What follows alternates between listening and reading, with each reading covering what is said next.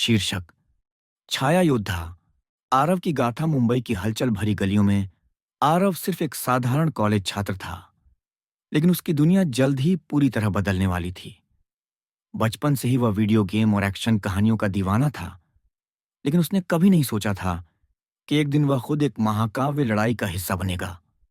रहस्यमय किताब और एक नया संसार। एक दिन जब वह एक पुरानी किताबों की दुकान में गया, तो उसे एक अजीब किताब मिली, अंधेरे का द्वार। जैसे ही उसने इसे खोला, एक तेज रोशनी चमकी और उसकी आंखों के सामने अंधेरा छा गया। जब उसे होश आया तो वह एक अजीब जगह पर था, एक ऐसा शहर जो छाया में लिपटा हुआ था। नया संसार, नया जीवन। आरव को पता चला कि वह शैडो वर्ल्ड नामक एक रहस्यमयी जगह में आ गया था, जहां अंधेरे की ताकतें राज करती थीं।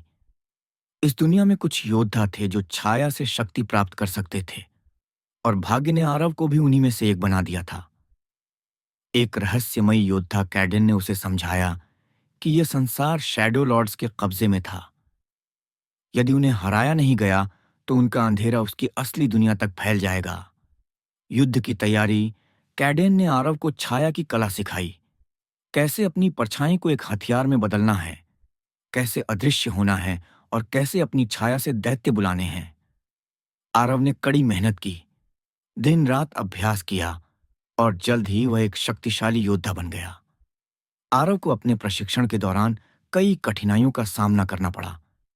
कई बार वह अपनी सीमाओं तक पहुंच गया, लेकिन उसने हार नहीं मानी।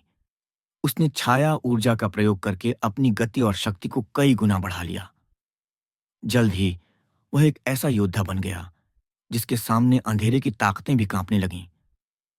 अंतिम लड़ाई। आखिरकार वह दिन आ गया जब आरव को शैडो लॉर्ड्स के गढ़ पर हमला करना था।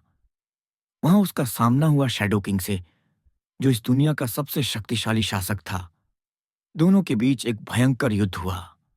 आरव की तलवार और छाया की शक्ति ने कई बार शैडो किंग पर वार किया, लेकिन वह भी कमजोर नहीं था। लड़ाई के दौरान शैडो किंग ने अपनी छाया का इस्तेमाल करके एक विशाल दानव को बुला लिया, जिसने आरव को घेर लिया।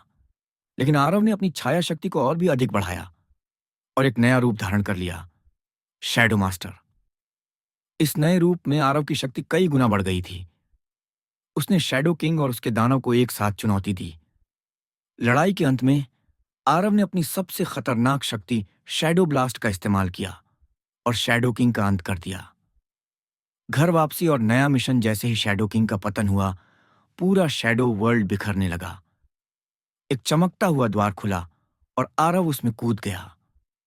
अगली सुबह जब उसने आंखें खोलीं तो वह अपने कमरे में था। उसके पास अब वह किताब नहीं थी, लेकिन उसके भीतर एक नई शक्ति थी। उसे पता था कि यह केवल शुरुआत थी। अंधेरा कभी भी लौट सकता था, और इस बार वह तैयार था। लेकिन तभी उसकी हथेली पर एक अजीब चिन्ह उभर आया, शैडो गिल्ड का निशान। अब आरव का नया मिशन शुरू होने वाला था। वह अकेला नहीं था। इस दुनिया में और भी योद्धा थे जो अंधेरे से लड़ने के लिए तैयार थे। उसका अगला कदम था